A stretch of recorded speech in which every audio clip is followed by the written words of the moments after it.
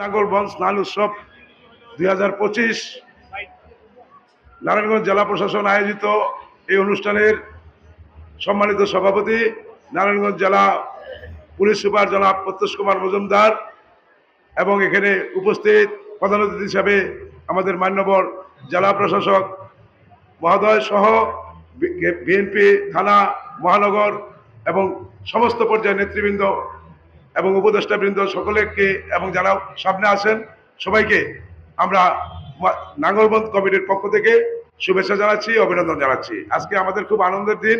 আজকে আমরা পাপ মোচনের জন্য এই মহাদিত্য নাঙ্গলবন্দে আমরা সকলে উপস্থিত হয়েছি।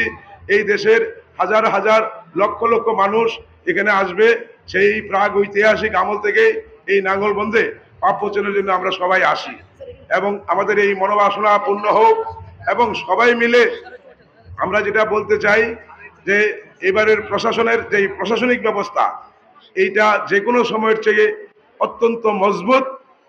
আমি নাম বললে অনেকের নাম বলা যায়, এখানে যেহেতু পুলিশ সুপার মহোদয় আছেন উনি সব কিছু জানেন।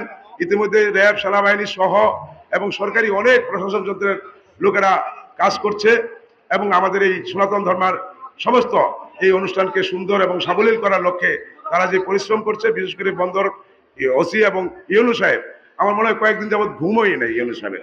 উনি খালি বলছে যে এটা আমার কাছে ঈদের মতো লাগে। উনি এত পরিশ্রম করেছেন ইউনু মহোদয়। তো সবাইকে আমরা আর বক্তব্য বাড়িয়ে এখানে বিরক্ত করব না। এখানে আমি দেখতে পাচ্ছি যে আমাদের সিভিল সার্জন মহোদয় আছেন, সবাইকে এবং জয়কে রায় চৌধুরী যেই কথা বলেছেন এর সাথে আমি একমত যে আজকে কয়েকদিন যাবতেই আমরা সবাই মিলেই এখানে একটা টিম ওয়ার্কের মাধ্যমে এই পর্যন্ত এসে পৌঁছতে পারছি।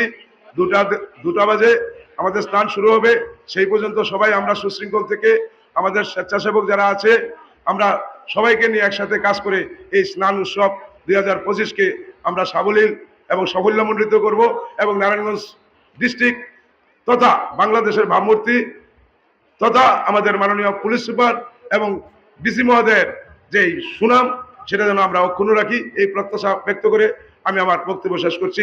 সবাই ভালো থাকবেন, সবাইকে নমস্কার।